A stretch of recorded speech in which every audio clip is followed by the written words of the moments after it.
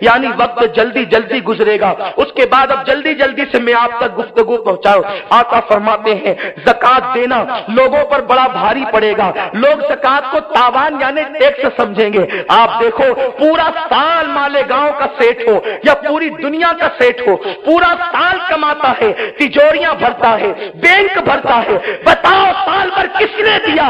اللہ نے دیا۔ لیکن جو کریم عطا کرتا ہے سال میں ایک مرتبہ 2.5% اس اللہ کے حکم سے نکالنے میں جو ہے معاذ اللہ لوگوں کو تکلیف ہوتی ہے۔ رمضان شریف قریب آتا ہے، لوگ پلاٹ خریدنے شروع کر دیتے ہیں اس تصور کے ساتھ، پتہ نہیں کس جاہل نے ان کو مسئلہ بتا دیا کہ پلاٹ پر زکات نہیں ہے، تو وہ خرید کر پیسے اٹکاتے ہیں، جیسے یہ اوروں سے چھپاتے ہیں تو خدا سے بھی چھپا لیں گے۔ سن لو، ان مالداروں تک فقیر قادری کی بات پہنچا دی جائے، اگر تم پلاٹوں میں پیسے پھنسا کر اپنے روپیوں کو زکات کے بچانا چاہو گے تو میرا کریم قادر مطلق ہے، وہ اپنی شان کے مطابق نکال لے گا اور سال بھر پریشانی میں گزرے گا۔ اس لیے یاد رکھو زکات کو تاوان نہ سمجھنا، زکات خوش دلی سے نکال دیا کرو۔ آقا فرماتے ہیں جس نے زکات نکال دیا اس نے اللہ کے قلعے میں اپنے مال کو محفوظ کر لیا، اس کا مال محفوظ ہو گیا۔ پیارے آقا کے پیارے دیوانوں، آقا فرماتے ہیں علم دین پڑھیں گے مگر دین کے لیے نہیں، اللہ کے لیے نہیں پڑھیں گے، جھگڑے فساد کے لیے، اس سے لڑ اس سے لڑ، اس سے مناظرہ کر اس سے مجادلہ کر، یہ قیامت کی نشانیوں میں سے نشانی۔ اپنے علم کی ڈھاپ بٹھانے کے لیے علم پڑھا جائے گا، علم اللہ کی معرفت کے لیے نہیں پڑھا جائے گا۔ پھر اس کے بعد فرماتے ہیں مرد اپنی عورت کا موتی ہوگا، اطاعت گزار، یعنی وہ جی حضور اگر کسی کو کہے گا تو اپنی بیوی کو کہے گا۔ آج عورتیں قبلہ بن گئی نا، لوگ موتی ہو گئے، مالیگاؤں کی زبان میں لوگ جورو کے غلام ہوتے جا رہے ہیں۔ بیوی نے کہا فلم میں جانا ہے جی حضور، ٹی وی لانا ہے جی حضور، یہ کرنا ہے جی حضور، الگ نکلنا ہے جی حضور، ماں باپ کو چھوڑنا ہے جی حضور، سب۔ اور ماں باپ نے کہہ دیا یہ چاہیے، کہتا ہے تم کو بڑھاپے میں کتنا لگتا ہے۔ عورتیں قبلہ بن گئی۔ بہتوں کو تو میں جانتا ہوں جب ان سے کوئی بات کہے نا کہ ہمیں یہ کرنا ہے، کہتے ذرا میں گھر پہ مشورہ کر لوں۔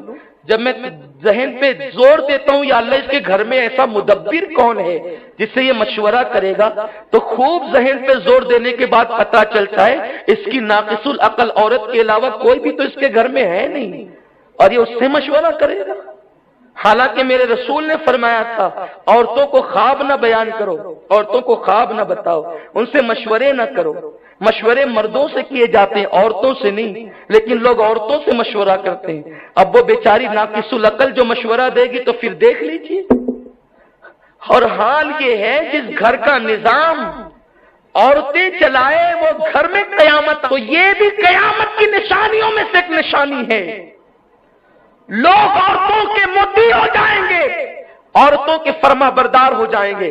یاد رکھو اب اس کا یہ مطلب نہیں کہ عورتوں کو مارنا پیٹنا شروع کر دو، عورتوں پہ ظلم کرنا شروع کر دو، نہیں۔ عورت نہ پیر کی جوتی ہے نہ سر کا تاج ہے، عورت پیر کی جوتی بھی نہیں سر کا تاج بھی نہیں، وہ بائیں پسلی سے پیدا کی گئی ہے، اس کو دل کے قریب رکھو۔